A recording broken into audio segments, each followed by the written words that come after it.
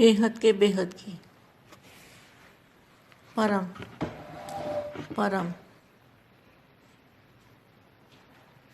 परम महाशांति है, महाशांति है, महाशांति है। सदा स्वपरिवर्तन में तीव्रता से चलने वाले, स्व की संपूर्णता से सेवा के कार्य की संपन्नता करने वाले, स्व की संपूर्णता से सेवा के कार्य की संपन्नता करने वाले, कार्य को संपन्न करने वाले, सदा साक्षीपन की स्थिति में स्थित रह हलचल के पाठ को भी रमणीक पाठ समझ अचल और देखने वाले, ऐसे सदा शक्तिशाली श्रेष्ठ आत्माओं को, विश्व परिवर्तक आत्मा को, विश्व सेवाधारी आत्मा को, विश्व सेवाधारी माँ का याद प्यार और नमस्ते। अभी जो बेहद के दादाजी ने ज्ञान दिया है, ज्ञान भी नया अविनाशी ज्ञान, योग की विधि भी नई अविनाशी विधि, बाप का मिलना भी अविनाशी बाप का मिलना, बेहद की विधि। तो बेहद का तो अर्थ ही पता नहीं था आज तक, तो वो विधि भी नहीं अविनाशी विधि, और योग भी अविनाशी। जो बापू जी ने योग सिखाया वो भी अविनाशी योग, प्राप्ति भी अविनाशी, नई दुनिया भी अविनाशी, नया जन्म भी अविनाशी, सब कुछ अविनाशी जिसका कभी विनाश नहीं होगा। ऐसा विचित्र ज्ञान, विचित्र नॉलेज, विचित्र पढ़ाई, विचित्र स्थान, और दुनिया भी विचित्र, नई दुनिया जिसको आज तक कोई जानता ही नहीं था, किसी को पता ही नहीं था कि ऐसा हो सकता है। लेकिन मुख्य एक सेवा अभी रही हुई है। कितने साल हो गए सेवा करते करते, मगर वो उनके कान के अंदर ज्ञान जल पड़ने वाला नहीं है।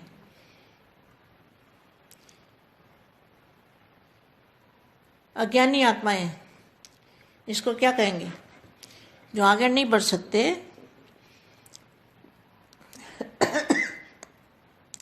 जो आत्माओं के कनेक्शन में आत्मा को ही भगवान समझ रहे हैं, या शिव को भगवान समझ रहे हैं, कृष्ण वाली आत्मा को भगवान समझ रहे हैं, अपने बहन भाइयों को ही भगवान समझ रहे हैं। तो ऐसी अधीन आत्माएं हैं। अधीन आत्माएं अधिकारी नहीं बन सकती। प्राप्ति तो होगी क्योंकि बाप तो दया का सागर है, मगर उसमें से भी जो आत्माएं पावरफुल होगी उनको प्राप्ति जरूर होगी। लेकिन मुख्य एक सेवा अभी रही हुई है, क्योंकि आप कितनी बड़ी अथॉरिटी वाले हो, कितने प्रकार की अथॉरिटी वाले हो। अथॉरिटी वाले कौन है? बेहद के बच्चे, बेहद के परिवार, क्योंकि आप इतनी बड़ी अथॉरिटी वाले हो। और कितने प्रकार की अथॉरिटी वाले हो? ज्ञान की अथॉरिटी। ज्ञान की अथॉरिटी क्या है? आप बच्चों को ये ज्ञान और किसी के पास हो ही नहीं सकता, कोई ये ज्ञान दे ही नहीं सकता। तो ज्ञान की अथॉरिटी, योग बल की अथॉरिटी, जो योग बल से बेहद के बच्चे, बेहद के योग से जो परिवर्तन कर सकते हैं, वायुमंडल बदल सकते हैं, भारत के नक्शे पर लाइट डाल रहे हैं, तो यह है योग बल की अथॉरिटी। श्रेष्ठ धारणा स्वरूप की अथॉरिटी, धारणा स्वरूप माना फरिश्ता स्वरूप की अथॉरिटी, डायरेक्ट बाप के वारिसपन की अथॉरिटी। इस बात को सोचो, डायरेक्ट बाप के वारिसपन की अथॉरिटी, विश्व परिवर्तन करने के निमित्त बनने की अथॉरिटी। कितनी बड़ी अथॉरिटी है?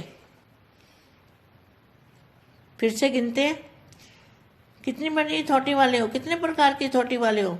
ज्ञान की अथॉरिटी, योग बल की अथॉरिटी, श्रेष्ठ धारणा स्वरूप की अथॉरिटी, डायरेक्ट बाप के वारिसपन की अथॉरिटी, विश्व परिवर्तन करने के निमित्त बनने की अथॉरिटी। कितनी बड़ी अथॉरिटी है। जैसे एक शास्त्रों वाले छोटा थोड़ा बहुत त्याग कर पवित्र बनने की अथॉरिटी वाले। पवित्र बनने की अथॉरिटी तो आपको पता है कौन है? पवित्र बनने वाले की अथॉरिटी सिर्फ यह एक अथॉरिटी है, वह भी सत्यता की अथॉरिटी नहीं है। ये वाणी में लिखा है, मैं अपने मन से नहीं बोल रही। वह भी सत्यता की अथॉरिटी नहीं है, भले महान आत्मा है, लेकिन परमात्मा बाप के संबंध में अर्थात नॉलेज की अथॉरिटी नहीं है। ऐसे एक अथॉरिटी वाले विश्व में सर्व आत्माओं को अपनी तरफ आकर्षित कर झूठ को सत्य सिद्ध करते चलते आ रहे हैं। कितने समय से अपनी अथॉरिटी दिखाते आ रहे हैं, कितनी फलक से अल्पकाल के प्राप्ति के झलक से अपना प्रभाव डालते आ रहे हैं। तो जो सर्व अथॉरिटी वाली श्रेष्ठ आत्मा है, उनको क्या करना चाहिए? अभी बाकी क्या रहा होगा जानते हो? समाप्ति के लिए कहां तक समय का अंदाज लगा रहे हो?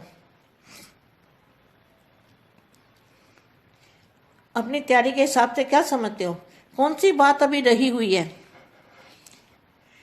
नई दुनिया के लिए धरनी बना रहे हो, लेकिन नई दुनिया का आधार यह नई नॉलेज है। जो बापू जी ने दिया ज्ञान, वो बिल्कुल नई नॉलेज है। ज्ञान भी नया, योग भी नया, बाप का परिचय भी नया, सब कुछ नया और अविनाशी। हर चीज अविनाशी, योग भी अविनाशी, दुनिया भी अविनाशी में जाएंगे, तो सभी कुछ अविनाशी। यह नई नॉलेज है। नई दुनिया का आधार क्या है? नई दुनिया में जाने का आधार क्या है? ये नई नॉलेज। पहली अथॉरिटी तो नॉलेज की है ना।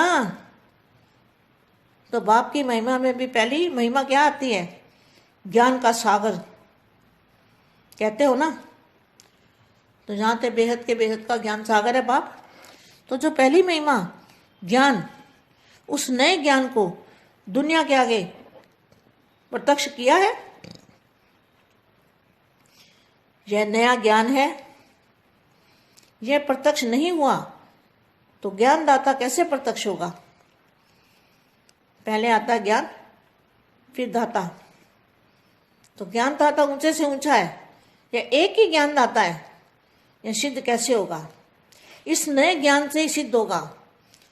आत्मा क्या कहती है और परमात्मा क्या कहता है, यह अंतर जब तक मनुष्यों की बुद्धि में ना आए, तब तक जो भी तिनके के सहारे पकड़े हुए हैं वो कैसे छोड़ेंगे और एक का सहारा कैसे लेंगे? आज इन शब्दों को मनन मंथन करना, कल फिर इसके आगे और बताऊंगी। ये 83 की व्यक्त वाणी है। इस वाणी को 2 बार सुनेंगे तो समझ में और भी आएगा। बेहद के बेहद की परम परम परम महाशांति है, महाशांति है, महाशांति है। ब्रह्मा कुमारी ने गीत भी बनाया ना, ये परम ज्ञान ना लिखा गया किताबों में, भगवान पढ़ाते हैं हमको। ये गीत बनाया हुआ है, लेकिन उसको समझते नहीं है। चलो समझेंगे, हम तो सबका कल्याण करना चाहते हैं। పరమ మహాశాంతి బేహద్దు ఆత్మిక పరివారములకు, ఆత్మిక సోదరి సోదరులకు బేహద్దు మా ఇచ్చినటువంటి దివ్య సందేశము ఏదైతే అవినాశి జ్ఞానము, కొత్త జ్ఞానము వచ్చినప్పుడు యోగం యొక్క విధి విధానం కూడా కొత్తగా మారుతుంది. అవినాశి విధి విధానం బాపుని కలుసుకునేటువంటిది బేహద్దుకే బేహద్దు విధానం అంటూ మా ఇచ్చినటువంటి సందేశం ఇప్పటి వరకు మీరు హిందీలో విన్నారు. దానికి తెలుగు అనువాదం. బేహద్దుకే బేహద్దు పరం పరం పరం మహాశాంతి హై, మహాశాంతి హై, మహాశాంతి హై. సదా స్వపరివర్తనలో తీవ్రతను తీసుకొచ్చేటువంటి పిల్లలకి, స్వయం సంపూర్ణ స్థితిలో ఉంటూ సేవా కార్యక్రమాన్ని సంపన్నంగా చేసేటువంటి పిల్లలకి, విశ్వ పరివర్తన కార్యక్రమాన్ని, విశ్వ కళ్యాణం యొక్క సేవను సంపన్నం చేసేటువంటి ఆత్మలకి, సదా సాక్షి స్థితిలో ఉంటూ స్థిరంగా ఉండేటువంటి ఆత్మలకి, హల్చల్ మధ్యన కూడా అలజడి ఉన్నా కూడా రమణీయకత పాత్రని ప్లే చేస్తూ ఉన్నటువంటి ఆత్మలకి, అచల్ అడోల్ అంటే స్థిరంగా ఉంటూ సాక్షిగా అన్నీ చూస్తూ సదా శక్తిశాలిగా ఉండే శ్రేష్ఠాత్మలకి, విశ్వ పరివర్తక ఆత్మలకి, విశ్వ సేవాదారి ఆత్మలకి, విశ్వ సేవాదారి మా యొక్క ప్రియస్మృతులు మరియు నమస్తే. ఇప్పుడు ఏదైతే బేహద్ దాదాజీ మనకు విశ్వ పరివర్తన జ్ఞానాన్ని ఇచ్చారో, ఇది కొత్త జ్ఞానము, కొత్త ప్రపంచంనకు కొత్త జ్ఞానం, అవినాశి జ్ఞానం. ఈ యొక్క జ్ఞానంతో యోగం యొక్క విధి విధానం కూడా కొత్తగా మారుతూ ఉంటుంది. ఎందుకంటే యోగం చెయ్యాలి అంటే జ్ఞానము అనే సబ్జెక్ట్లో సంపూర్ణంగా పరిపూర్ణంగా ఉండాలి. జ్ఞానం ఉంటేనే యోగం చేయగలుగుతారు. యోగం గురించి చెప్పేదే జ్ఞానం.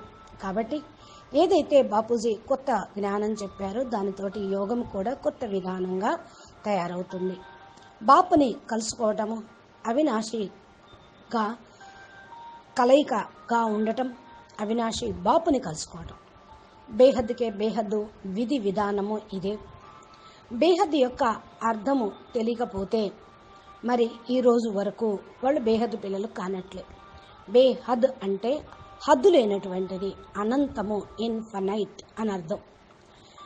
అవినాశి విధి, యోగం యొక్క విధి కూడా బాపూజీ మనకు నేర్పారు. ఏదైతే బాపూజీ మనకు నేర్పారో అవినాశి యోగమును, దానితోటి ప్రాప్తి కూడా అవినాశిగా ఉంటుంది.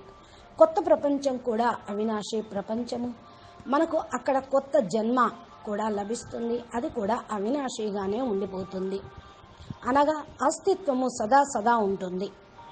అన్నీ కూడా అవినాశిగానే ఉంటూ ఉంటాయి. ఎప్పటికీ కూడా సమాప్తము, వినాశనం అనేది కాదు. ఇలాంటి విచిత్రమైన జ్ఞానము, విచిత్రమైన నాలెడ్జి, విచిత్రమైన విద్య, విచిత్రమైనటువంటి స్థానము, విచిత్రమైనటువంటి ప్రపంచాన్ని తయారు చేస్తుంది. కొత్త ప్రపంచం కోసం కొత్త జ్ఞానం. ఈ యొక్క కొత్త ప్రపంచం గురించి, కొత్త జ్ఞానం గురించి ఇంతవరకు ఎవరికి తెలియదు. ఎలా తెలుస్తుంది? ఇచ్చేటువంటి తండ్రి ఇంతకాలం లేరు కదా. బేహద్ బాపు వచ్చిందే కొత్త ప్రపంచాన్ని స్థాపన చేయుటకు, పరివర్తన చేయుటకు. ముఖ్యమైనటువంటి సేవ ఇప్పుడు మిగిలి ఉంది ఇదే. ఎన్ని సంవత్సరాల నుండి మరి ఇది అవుతూ ఉంటుంది? సేవ చేస్తూ చేస్తూ ఒకవేళ మరి జ్ఞానము అనేటువంటి దీనిలో పరిపక్వం కాకపోయినా ఇంకా ముందు ముందు అవుతూ ఉంటారు. ఈనాటి ప్రపంచంలో అయితే జ్ఞాన జలం లేక అజ్ఞాని ఆత్మలు శుష్కించుకుపోయి ఉన్నారు. వీళ్ళని ఏమనాలి? ముందుకు తీసుకుని వెళ్ళగలరా? లేదు కదా. ఆత్మల యొక్క కనెక్షన్ తోటి ఉంటే ప్రాప్తి అనేది ఉండదు.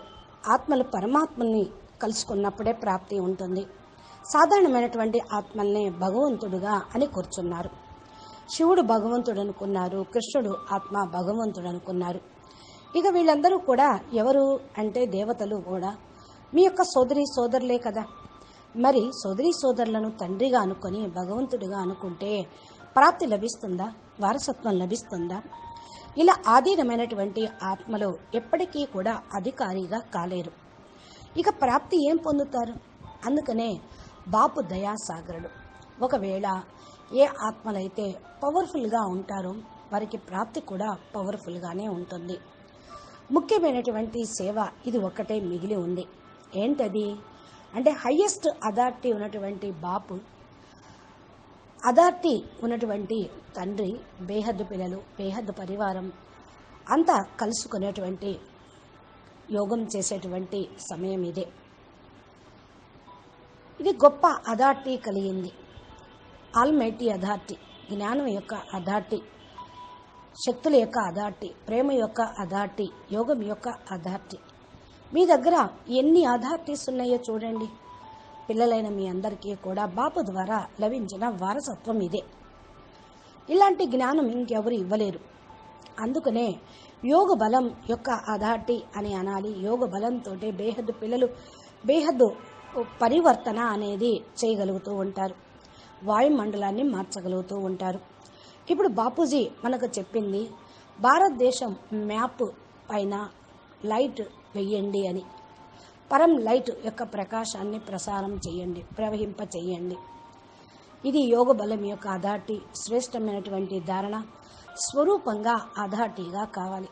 ధారణ స్వరూపం అనగా ఫరిస్తా స్వరూపము. డైరెక్ట్ బాపు యొక్క వారస్ క్వాలిటీ ఆత్మలు, వారసులైనటువంటి ఆత్మలు. ఈ విషయాన్ని మీరు బాగా ఆలోచించండి. డైరెక్ట్ బాపుకు వారసులు కావటం ఇది గొప్ప, అన్నిటికంటే గొప్ప అథారిటీ. విశ్వ పరివర్తన చేయుటకు నిమిత్తంగా అయ్యేటువంటి అథారిటీ. ఇది చాలా అద్భుతమైన అథారిటీ.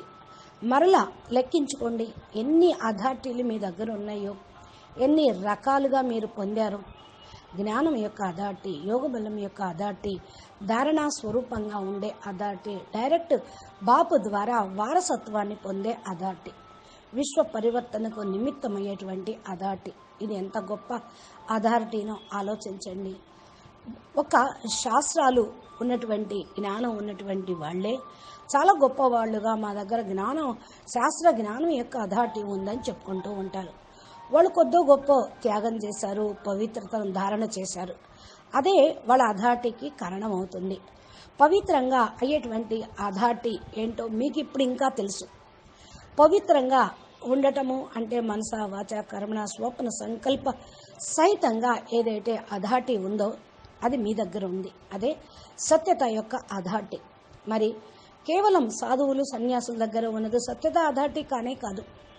అది వాణిలో కూడా రాయబడి ఉంది. మీ యొక్క మనస్సుతోటి మాట్లాడుతూ ఉండండి. నేను ఇప్పుడు అంటున్నారు, నేను ఇప్పుడు నా మనసుతోటి ఈ విషయం చెప్పడం లేదు. అథారిటీ ఏముందో మీరే గుర్తించండి. మీరందరూ మహానాత్మలు, మహాన్ జ్ఞానులు, శ్రేష్టమైన జాగృతమైనటువంటి ఆత్మలు, పరమాత్మ బాపుతోటి సంబంధం కలిగిన అథారిటీ, నాలెడ్జి కలిగినటువంటి ఆత్మలు. ఇలా అథారిటీ కలిగినటువంటి ఆత్మలు విశ్వంలో సర్వ ఆత్మలను తమ వైపుకు ఆకర్షింప చేయగలుగుతారు. బయట ప్రపంచంలో అంతా ఉన్నది జూట్ యొక్క అథారిటీ. అసత్యాన్ని సత్యంగా రుజువు చేస్తూ వస్తూ ఉన్నారు. ఎంత సమయం నుండి ఈ యొక్క కార్యక్రమం జరుగుతూ ఉంది, అసత్యాన్ని ప్రచారం చేసే కార్యక్రమం. కానీ కొద్ది సమయంలోనే బేహద్దు పిల్లలు బేహద్దు సత్యత అథారిటీ పరమ సత్యాన్ని వ్యాపింపచేస్తూ ఉన్నారు. అందుకని నషాతోటి మీరు చెప్పగలుగుతూ ఉంటారు. కాబట్టి ఈ యొక్క సర్వ అథారిటీ శ్రేష్ఠ ఆత్మలకి ఇంకా ఏం చెప్పాలి అంటున్నారు కానీ ఏదైతే మీరు ఇప్పుడు తెలుసుకున్నారో పరివర్తన సమయము అందాజా కూడా వేయగలుగుతారు. ఎప్పుడు పరివర్తన అవుతుంది, సమాప్తి కోసం, సమయాన్ని సమాప్తి చేయటం కోసం మీరు ఎవరు రెడీగా ఉన్నారు?